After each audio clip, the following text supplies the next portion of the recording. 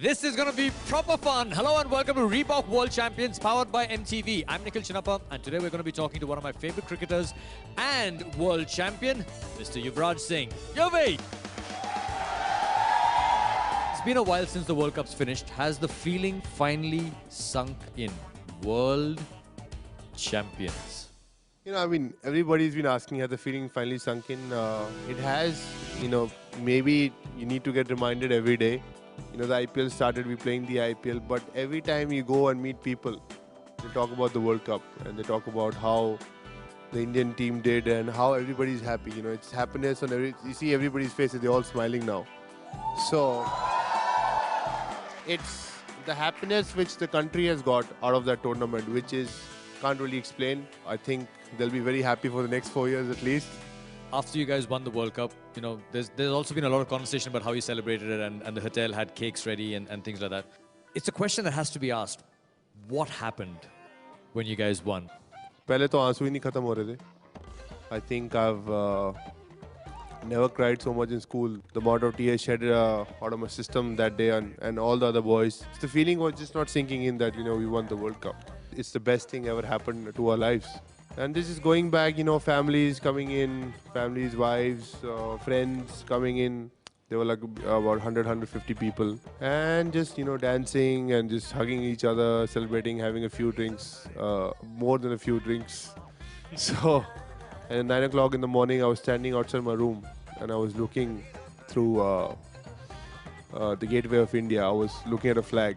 It was on top of a house and it was flying slowly in the air. It was the best feeling in the morning. Sounds amazing, man.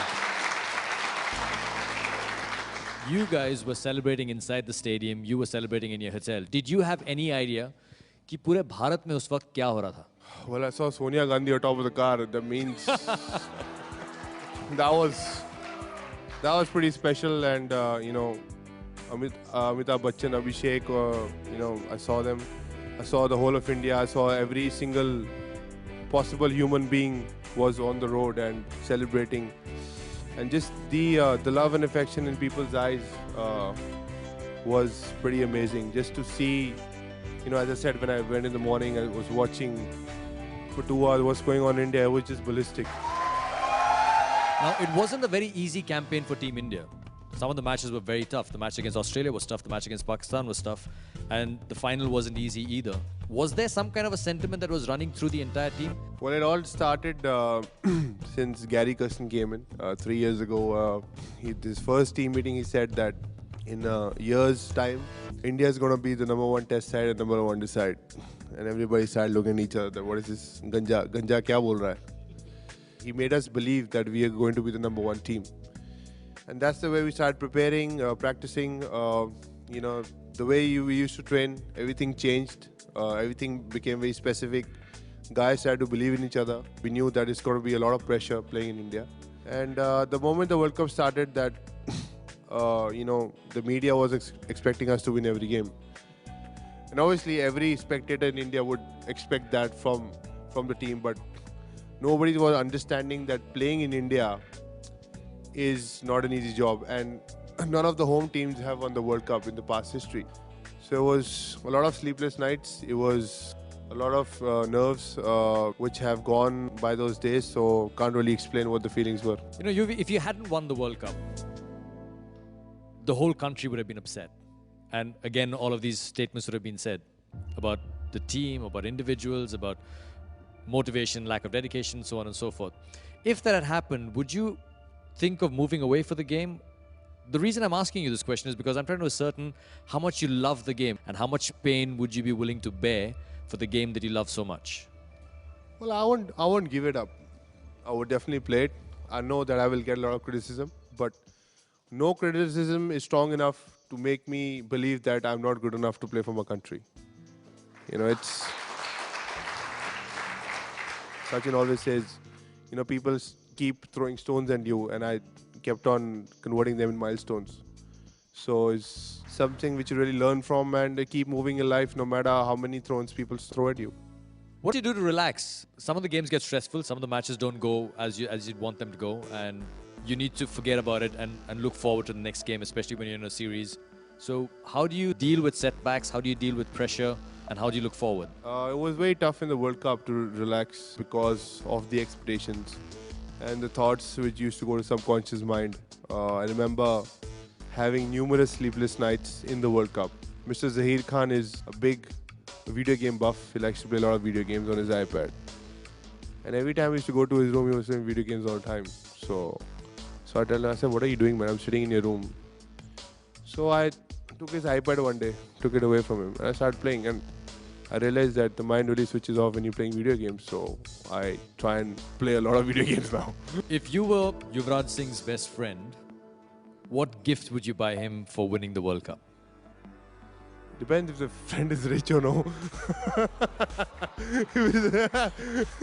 Okay. You have to give me that. You know, for me, the best gift is the World Cup. I really don't care if I get a car, if I get a house, or I get... You know, I think money is important to everyone. But this is the most important thing ever happened to me. Before the World Cup Eve, I was taking a massage from a masseur. And he said, so what are your thoughts? I said, if God comes to me when I'm sleeping and tells me that, I will give you the World Cup, but I'll take you away from this world. I said, I agree to that also. Okay, Yuvi, let's talk about some of your training techniques. Let's talk about some of the things that made it possible for not just you personally, but also for the team to bring the World Cup home. What was it like traveling with the team, training with them? What did you guys do? Well, a lot of training went before the World Cup. In the World Cup, we really has to manage how we can rest our bodies. And we had three gaps of weeks. And we was just, as I said, managing ourselves, 3 days of practice. Again, we were getting a lot of flack from the media why these guys are not practicing 7 days in a week. They should not sleep. They should just practice and sleep on the ground. And as you said, when you're training, you need your proper gear. And I've been with Reebok for the last 10 years, so I've got the perfect gear. And they have just developed this new Reebok ZigTech technology, which is very helpful. It's less wear and tear on your body, and the new bowling spike they developed. So that really helped as well. Now, you use the Reebok bat. How long have you been using this bat for?